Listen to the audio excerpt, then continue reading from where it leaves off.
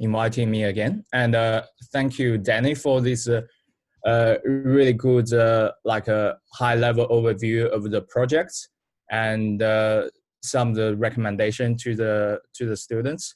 I think they are actually really valuable, especially those recommendations from a real-life perspective of how data scientists actually dealing with data and solving the problem.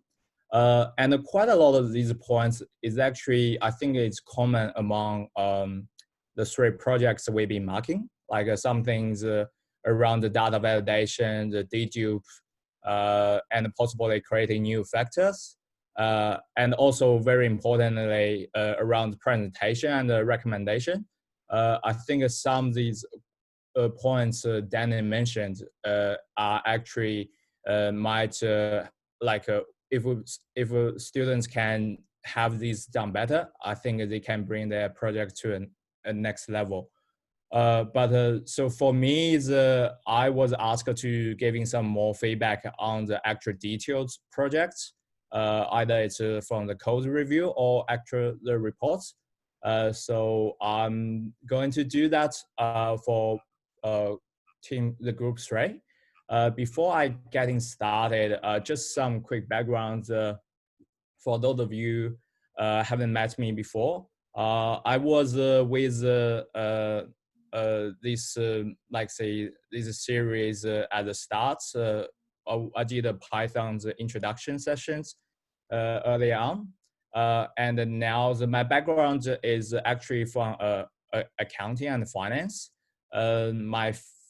After I graduated from uni, the first 8 years of my career is mainly around the investment analytics and the research. I worked at JP Morgan, and also another boutique Australian equity fund manager called Australian Ethical Investment, and then moved to Morningstar Investments, doing some asset allocations. But the last 3 or 4 years, I've been slowly transitioned to the fintech and into the startup space. What I've my first startup is actually with one of the ventures backed by Macquarie. It's building a robo advice project. And then I moved on to Flamingo AI. So it's another machine learning company. It's mainly dealing with non-structured text data. And then I move on to another startup building wealth management platform. It's called Speedfly. Earlier this year, I've joined another startup company called Simply Wall Street. So basically, we are an investment research firm for people interested in buying stocks, buying equities. My role is currently in the business is a data scientist, and actually that was my role since I worked from Flamingo and Speedfly. So I've been dealing with either financial data or non-structured text data and try to extract some values and insights for the business based on our customer behavior or other factors, try to provide some valuable decision to the business owners. So that's my background. Now I'm just going to go straight into the feedback sessions. So first of all, well done, guys. I think Danny already says that this is actually a very interesting project, and it's probably different from the normal ones you just getting from the uni. So it's actually a real life problem, some real life data. So that's very valuable in terms of doing something like this. And have you had some experience in terms of something you're going to get when you actually really start to work for in the industry? Overall, group 3 have done really good jobs. They definitely showed a very good grasp of data analytics in terms of from the initial data exploration to cleansing up the data, prepare the data for the model, and then started building the model and evaluating the results. In the end, coming out some practical solution and recommendations the team has done a really good job. They show that they have very strong practical knowledge around some machine learning models, and especially using scikit-learn packages. In general, the codes are really good Python code. So this project is written in Python. So the code is really nice. There's no major issues. In terms of the report is a really good layout. So it breaks up the parts, just like what Danny mentioned. There's good storylines, very easy to read and follow the logic. In terms of conclusion and suggestions, that's really good. In general, that has really good data support. So that's actually very important, especially when you actually work in the industry and to try to present your ideas to the business owners. So it's very important as data scientists and to show the evidence. And so in terms of either you recommending something or what you find from the data set. So let me just go into the code review part first. In terms of code, so this is a Python code. It's very good in terms of some good points we have here is that I can say that the group has realized some of the problems in terms of some imbalanced data sets. So they have done some things before they actually feeding the data set into their machine learning models. It's also very good. They break up some of these continuous numerical data into the categories before they feeding into the machine learning model. There are some really good visualizations and also very good use of K for the cross validations. Just have some really good like utilization with the limited data set that we actually have within this project. So I might just so that's some really good things. Like say, I think these groups really have some good spend some good times within the Python code. So that's I was quite amazed in terms of like back then thinking about myself in uni. I hardly be able to actually do something like this back then. So well done, guys. So that's a really, really nice work here. I might just quickly run from the top of the code, just highlight a few things. It's no major issues, just small things we can improve in terms of, I guess, to give you some more detailed feedback on your project. So as a very first tops, I think you can say that you have the importing different packages here. What I noticed that, like say, basically, I guess from the industry point of view, especially if you work in the software engineering side of things, we like to keep all our package import right at the start, at the top. So the good thing about it is that for whoever reading the code, they know what's actually being used for this file. But again, this is a scripting file, so maybe it's okay to, like say, putting it some of the imports down the lines. It's no big issue. It's not impacting the code. It just makes things a bit easier for, especially for people who don't have the environment set up yet. So it's good for them to actually know what package to install before they started running the code. Another thing I noticed is that there are some unused imports within the code, like say, which you can say is line 271, 272. There are some unused imports here. Maybe the group was doing some reports or like say is using these packages, but then later on the code being deleted. So the import was forgot to like remove. So that's another reason, like say, having these imports right at the top, so you actually know what actually being used. Another thing I also noticed around these imports is that we have some duplicates importing as well. So we have some encoders say it was imported right at the start, and then it was used halfway, and then later on it got imported again, and then got used again. So it's kind of like a redundant code there. So it's again, it's no major issue around that. But to have these codes more cleaner to rate, it's good to clean it up. Another thing I did notice that there are like a small indentation and spacing things around the code. So as you can say, I'm using my IDE PyCharm, and immediately it's picking up these small things, like in terms of probably it's good to have a space somewhere there, and small things like that. In terms of like it won't impacting the end results, but once you actually started working, like say, especially when you're writing code and you getting your code reviewed by someone else, it's actually very important to get that formatting right. It's just going to make things easier to rate.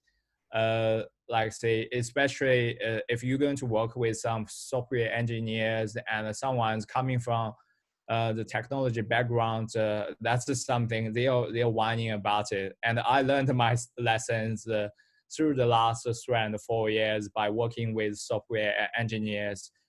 So it's good to like say keep these good habits, and it is small things, but once you actually started doing these small things right, you actually see the benefit around it. So let's just go through the code line by line here. So we done the import, and then I can say that we're importing some the data set, the CSV file. That's all good. So we keep going down the lines. Let me see. Okay, let's keep going here. So I can say the groups has realized that, okay, the Tanya has quite a bit, like say, the influence in terms of the churning. And so what they did is actually breaking up the Tanyan data into the different categories. That's really good. But I think this probably can done a bit better in terms of explanations why this being break up into two categories. So I guess the teams are probably just looking at the chart, just says, okay, somewhere around 24 months might be a good cutoff. But like in terms of, especially if you try to present to these to someone else, like say, you'll probably want to have more backend backgrounds around it, like say, why especially I like to break up around 24 months. Is that because the churn rate before the 20 months is actually have quite a bit impact on that. Another thing, I think one of the charts Danny actually showed us is that we actually saw the churning rate for each 10 month, as the time pass. And what you can actually say that the first 6 months is actually, the churn rate is actually quite high. So in my opinion, like say, it would be interesting to just explore this part a bit further in terms of whether we can have a bit granular categories, and also providing some more explanations of why these two being breaking part as like that. And also one thing I did notice within the code is that so here's we have a function try to break up the tenants in terms try to put in the different categories.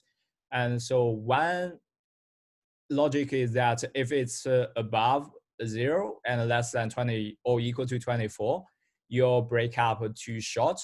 But then what we can actually say, I'm just bringing back the data set here, and you can actually say that there are some tenants with 0. So the customer probably just churned without even reaching 1 month. But within the logic, what we have here, those customers is actually going to be classified under long. So that's going to have totally opposite of some things what we're trying to do here. So here's even small things like equal signs, or like say it's going to change some of the results here. And this actually validating against some things Danny actually mentioned right at the start about data validations. So it's very important to actually, especially in the real life, is that you actually have look at your data in terms of the min max and try to find some outliers and look at the general distribution of the data. So yeah, so that's a part around the categorizations of the Tanyan data. So it would be good to have more explanation around that and a small bug fix around how the things being classified. And we keep going, let's keep going down the, also this part as well. So I see the group has used apply function to do that. Like it is good, like say it's right to, it's a good way to do it. But there's actually something called the numpy and pandas, with the pandas you can actually classify these things in just one line of code here. Basically, you probably can do something around like a numpy or where, and then you classify, okay, this is a condition if it matches, and then this is a, like say the variable is going to assign that, either that you'll get long. So you can actually see that that's doing that quite easily just by one line of code. So if we just have two outcomes, this part definitely can be simplified for a bit. So let's keep going down the things where we are here. So we look at the tenures, and then we look at the monthly charges as well. So again, this is some things, a similar problem of like say one area can be improved, just like the ones how we doing for the tenure part. Like say the monthly charges, I say the group has been divided that like by with the cutoff of $70. Again, for 10 years, it's probably easier to understand. Like 24 months is like say 2 years. Like that's how the contracts normally is, like either 1 year, 2 year, or your month to month. But here's in terms the monthly charges, like say 70, I can say maybe it was reading from the chart, but again, could that be 75? Could that be 60? Could that be 80? Like say, it would be good if we can have some more exploration around these side things, and especially have some more explanation to the users and all to your peers how you actually why you actually doing this. So that's the same things on the characterizations of the data. So let's keep going down the code. So here's, I think we're doing some plotting, so that's good. Like I think the teams, the group here has been using the plotting libraries quite good. So where we go? Okay, so that's a churn rate. Okay, we see the plot is coming. I did notice that when I ran through the code, as you probably not sure if everyone can see that, but then the last bit is a bit overlapping with your other codes in terms of the importance rankings. So I think it's just missing some plot show somewhere. Again, so this is no major issues. I can actually say that the plot within the report. But again, if this is a code is for someone to peer review and to actually to run the code, to actually getting the data set and the things you actually supporting your reports, it would be good to clean it up and before you actually hand it over. So because someone's just going to run that code line by line, try to understand how things been done. Another good thing I say that the team has using the MCAs here, so that's a good realizations. And again, I think the plotting is probably got moved as a part of just workings, but again, like what I can say, this plot is actually really good to visualize all the different variables and how that actually like closely related to the churning rates here. So that's actually I quite like this plot, but again, just minor things within the code how this is being presenting. So and here's I think we have selecting the different factors based on the importance of the their ranks.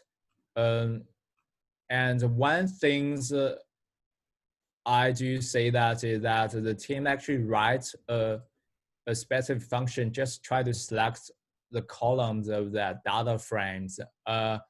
But you can actually probably just doing that by like say these telecom.log and then, or even just a telecom square brackets. And then if you just want a copy of that, you can just append .copy at in the end, rather than try to writing another function, just doing the like selecting the columns. Again, that's a minor things where we are here. Okay, so this is chi-squares, and so it's ranking all the different factors by chi-square scores. And one thing I don't really get is this part is that we have included the top 10 categories features here, which is fine. But then we also selected the internet service as a part of it, but it was ranking slightly down. There's a few other things like in betweens. It would be good to actually providing some more explanations, especially if you try to drop some factors and then like say it would be good to like say why some factor gets selected while why some being dropped out. And yeah, so now we down here. So the rest of the part, we just try to prepare the data for the machine learning model. That's here, it's all good. And then the rest of the code pretty much is mainly around the model building. So what I can say here is that, again, this group has used like quite a few different machine learning models for these projects. So it definitely shows some really good grasp of the scikit-learn's package, how they actually, how to actually use this package to for different machine learning model, and also I did some like say data preparation cleansing for the imbalanced data sets at somewhere up there, and then which is good as well. So in general, so this is code really good.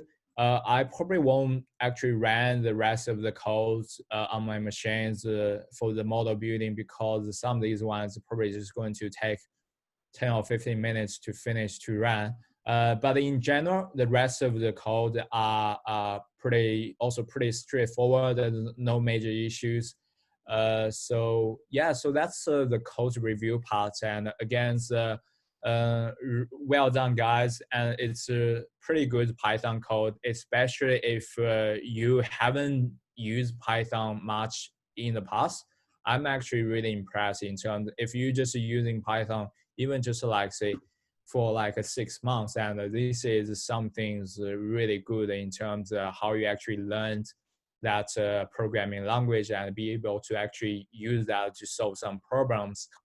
And yeah, just about again, just some small things can take you further ahead, like say, especially later on, if you are planning to like use Python more, and then maybe to follow some, like say, in terms of some standard industries, in terms of uh, patterns, in terms of how to structure the code, how to formatting the code, in terms of even just how to commenting your code as well. So again, it's well done. So let's go to the report part as well. Um, so this is the report, and again, the report is really good structure in terms of layout. I'm finding it's quite easy to read. It has the, like say, storylines, and in terms of abstracts, and also storylines in terms of each sections of what problems you actually try to solve here, some background story, and some of the data you've been using, all the different models you actually doing here. It's good. I like here so you have some tables straight out in terms of some of the results, how you're actually evaluating these results and comparing different models. Another good thing that I say some good compare, like say listing out the top features for the different models. Yeah, so it just like say it's good. Like for me, is for someone actually reading these things, I think a chart and tables is always good than just like a 2-3 paragraph word. Like say this is just directly like say to the users, and they are just getting it like say in terms of abstracting that information. It's much easier. Yeah, and so that's some really good report. And then I see the recommendation at the back, and they also based on some of the findings we have from all the different model results.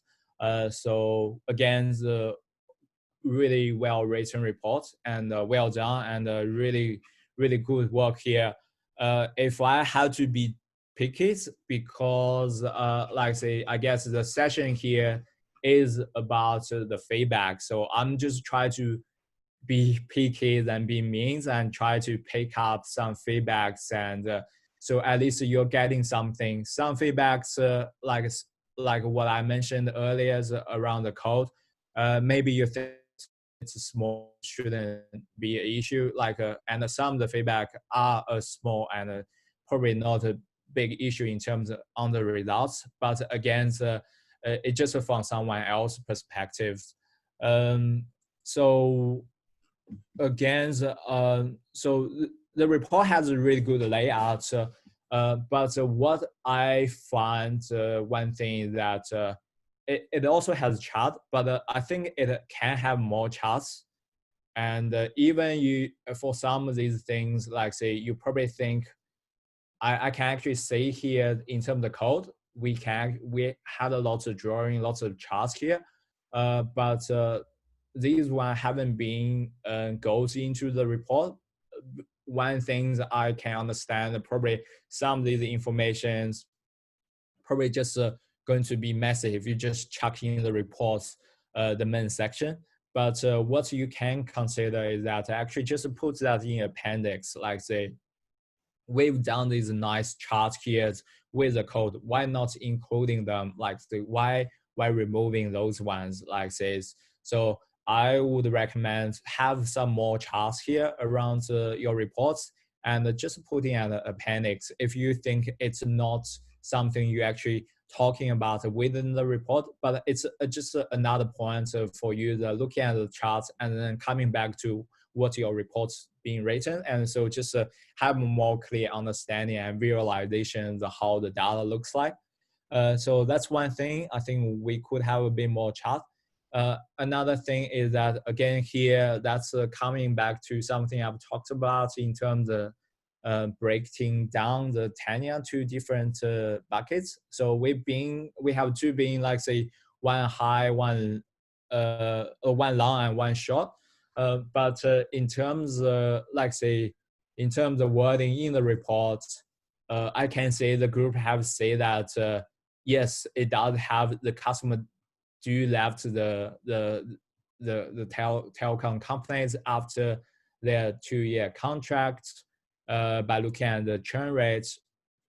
And then the customer also did leave as an expiry. So it also mentioned that there's significant number of customers leave after 1-year contract. So again, that's actually probably another point to actually supporting what I've been saying, that so could we breaking down these buckets into more granular details, like say either like a 6 months or like say 1 year. And even actually to Danny's point, I think this actually makes more sense is that have another factors in terms of percentage of your contract.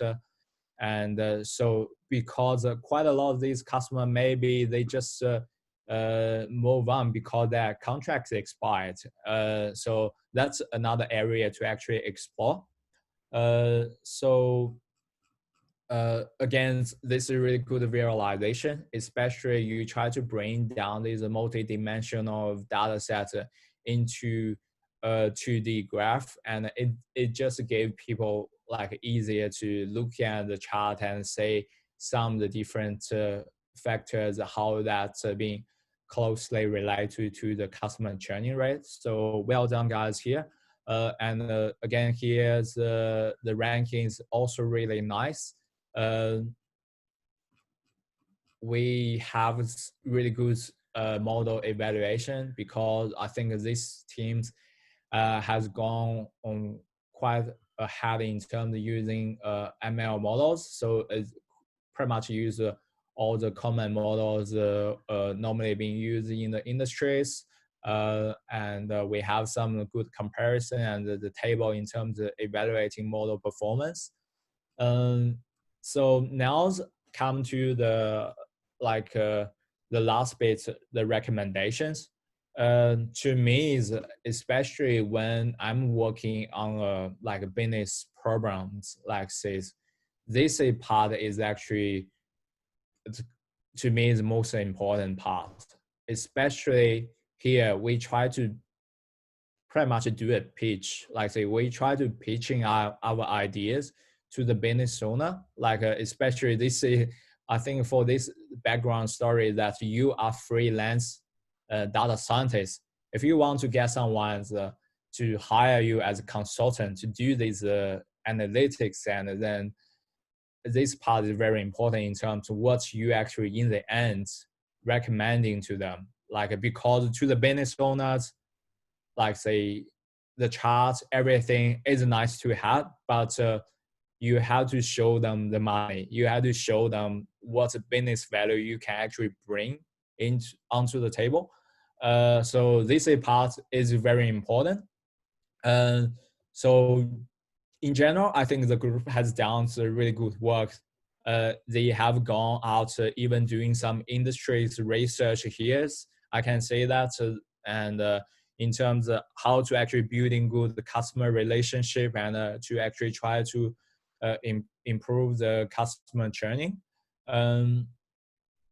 Against and but I think we probably can bulk up this a bit more.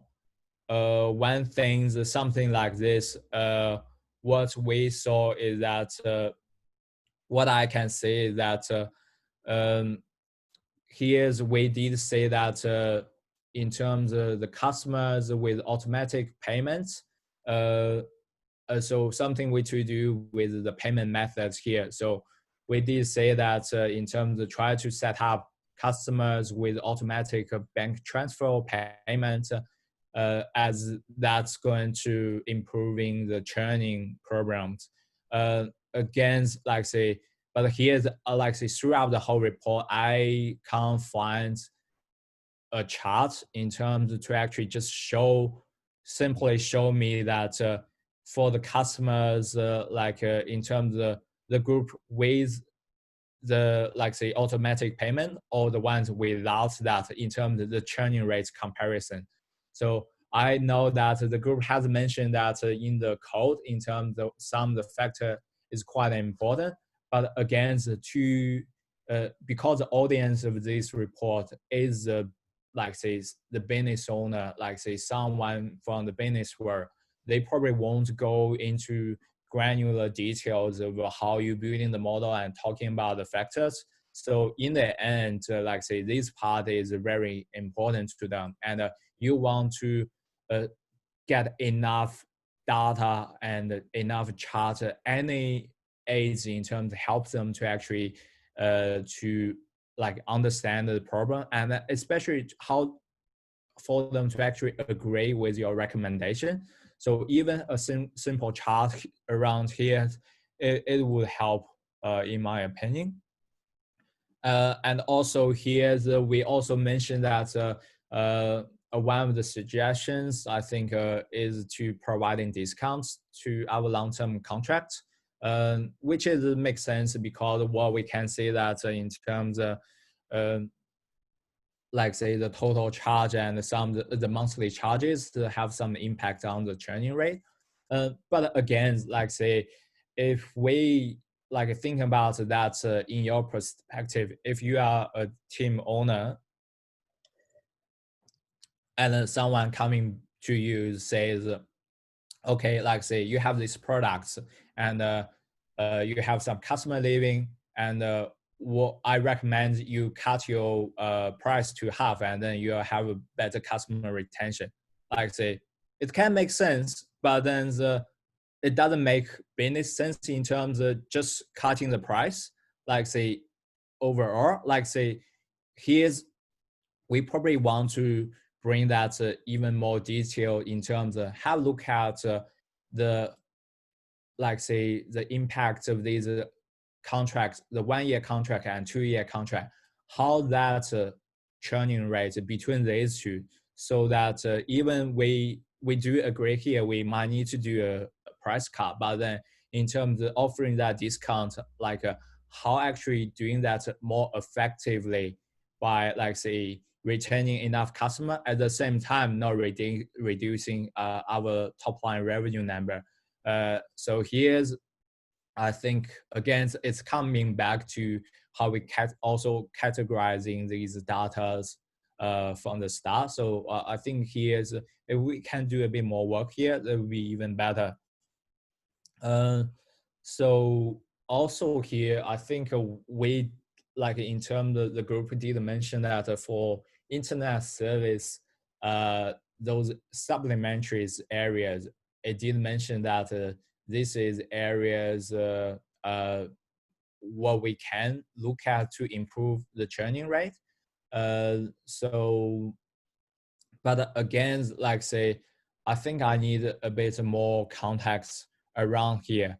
And especially, I think for the internet service, we did mention that within here's within our one of the funding that is that the customers with fiber optics services have much higher churning rates than the rest of the internet service, and we can actually see that I think from some of the charts here, what you can see here is that the churning rates for that like the ones with the fiber optics service is actually really high here. So that's some things that I definitely want to single out and definitely want to bring to the business owners' attentions here. Like say, not like say, is there something wrong with these fiber optic service? Is that being charging too much, or is it just a bad customer experience? Or it's just the products are bad, like the internet speed is just not up to the standard. Again, like say, this is just simple things like say, which I can say the group has been like say done their research and to bring that, like show that in terms of their models and the data exploration step. But again, just like missing from the recommendation step. I think it could have some more details around these areas for the recommendations, especially for everything for the stuff you down with throughout the report, some of the finding you find, and to actually bring that because you already done that work. So yes, definitely bring that to business owners' attention. Um, Another thing I did notice that is that so they are like in terms of looking at the results, so we can see that the customers with opt for the paperless billings have much higher churning rates. So I see the recommendation that so we have these paperless billing and also at the same time mail them the customer invoice. But here's I think the problem we have to understand here is that a real causal relationship for these bidding options?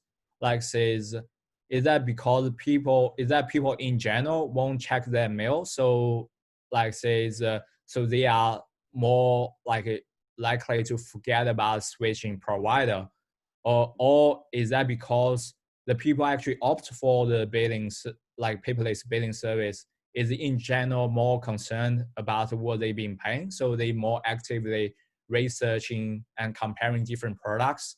So if that's the later ones, then simply by mailing them another invoice to their home, they're probably not going to change much around their churning rate. So I don't have the answer. So, but again, that's some things, especially when we're making recommendation, we have to be aware and be conscious about the things we talking here, have enough support for this, and also some like say actual think about it from a common sense point of view. Like say if we're not sure which one is causing which, maybe that's some things we can actually do some more industry research, like some things you've done here and looking at some other people's research in terms of how these things being done.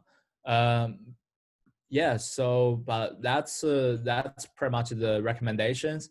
And again, I just have to say that in general, this is really good report. I like it.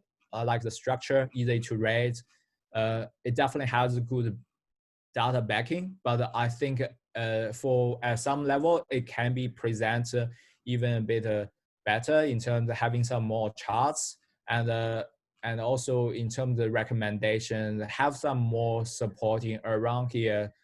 Some of the work you already done, but it's good just to present it there side by side, especially for some business audience. They probably want to raise your methodology and everything around the data side into that details. What they probably more focusing is the last piece of work. So again, well done. It's a really nice work. So thanks, guys. I'll pass it back to the host. Thank you, Tim. That was really thorough report. So next we will have Frank to give, no, Robert. Okay, it's my turn now, right? I'm gonna share my screen. Sorry. I think there's a 10 minutes Q&A session for group three. So are there any questions you would like to ask? I think there's only 2 members of group 3 here are present today. Lincoln, do you have anything to say?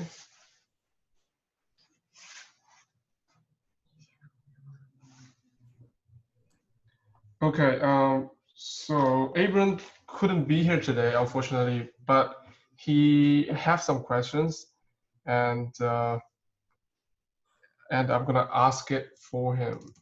Yeah. Okay, so first one is how to drop variables when there are more than 30 variables. Keep how many variables is a good standard for business purpose? Yeah, so that's back to these data exploration steps in terms of, like, say, as a starter, as a data scientist, analyst, what they do is we try to acting as a filter in terms of for all these huge amounts of data and things there. We try to filter out the noise and then presenting that in a more like a concise ways to your audience.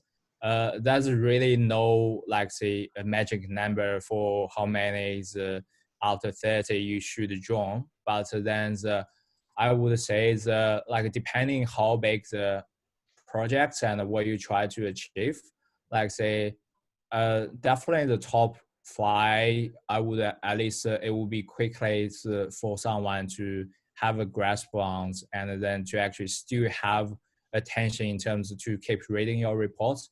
But again, it's really hard to say that a magic number. It's more around, like, say, as a data scientist, you do the exploration, and sometimes if all 30 variables are very important and at a very similar significance levels, and then sometimes you just you might have to choose them all, and sometimes it might be not just because the actual data significance, and also it probably because relating to the kind of solution you try to suggesting. If it is something really out of your control, like, say, but there's one variables which is actually some things you recommending, and some things you can actually be able to like change, then maybe that's something I would pick at instead of some things like, say, really out of my control. I would mention it, but then I probably won't go that to the detail. But again, that's really no magic number for that one. But I do understand in terms of where he come from for this one. Maybe it's coming also to why, like, say, one of the things I mentioned that they didn't improve, like, include those charts, like uh, those, like, say, data exploration charts in their reports. But again, like, say, if you feel some things, like, say, uh, have some values, like, say, but not to the level of bringing to the actual reports, just like include them in the appendix, and then it's up to the users for them to actually decide whether they want to look at it or not. Okay, thank you. Okay, I think Lincoln has some questions in the chat. For recommendations, would you say it's a good idea to reference popular sources like news articles for cases where other companies adopted similar recommendations, or should we stick to academic studies? Yeah, so that's actually a really good question. Like, say, because we are in a like information age of the information's all like everywhere, and there's like, say, either from academic world or from the news or anything, like both of them could be valuable, but like, say, I guess depending on the projects, but based on something like this, especially based on some things, if you want to make a more impact business decision in terms of, say, I'm going to offering a discount for all our 2-year contract customers, something like that, that's have a major impact to the business. You definitely want to have some more thorough supporting around that. If for some things, like, say, if, like, say, if you can't do that research yourself, like in terms of the data analytics yourself, you definitely want to look at some like a credible academic research. And even for like all the academic research, maybe they are not as on the same level as well. You probably want to use the ones more, like, say, I guess is more cited papers, and some things more being well received in terms of research ideas.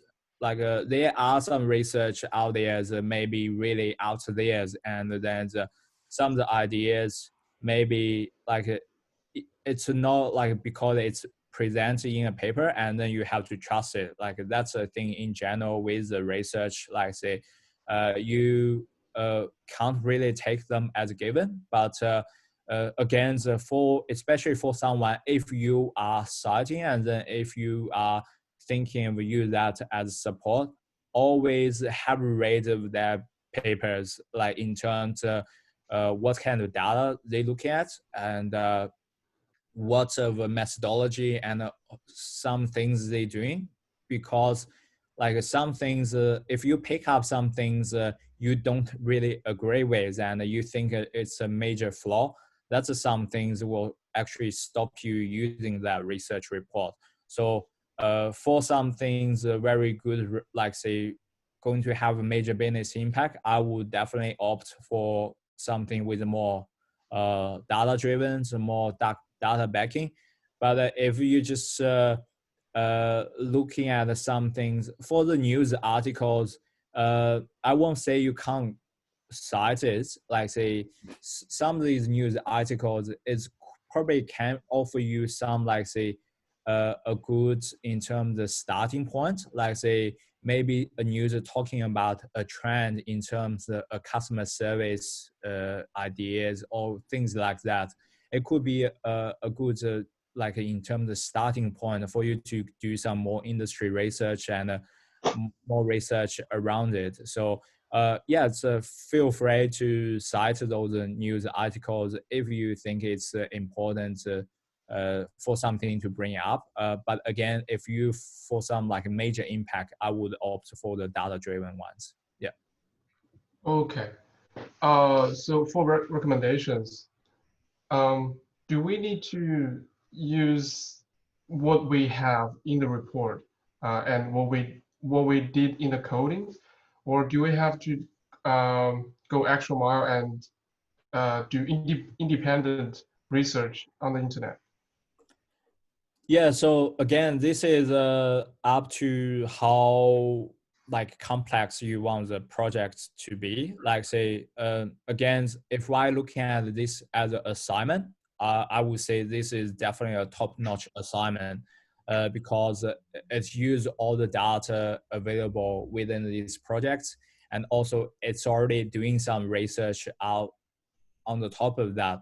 But if I'm actually going to presenting this one as a real life case and to someone's hired me as a data scientist and then to pay me like say like 10K for the work so I'm doing here, I probably want to go a step further in terms of like say to presenting these recommendations, like to supporting my idea. If someone just pay me like $50 for it, like say, you probably is quite happy. I think they probably quite happy with the results you down here is like already. That's like more than enough. But again, depending how like complex the problem is and how you want it to be. Yeah, like say, but definitely for this one, I think it's as a group competition and as a assignment things. I think it did really well. Like say, but like say, I'm just singling it out as just try to be like I mentioned before, try to be picky and try to providing more feedback and as like say as your like say your boss as a real work and so that's something they probably were looking for more information around that.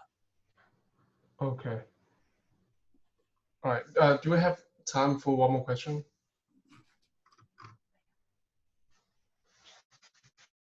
Okay, maybe a quick one then.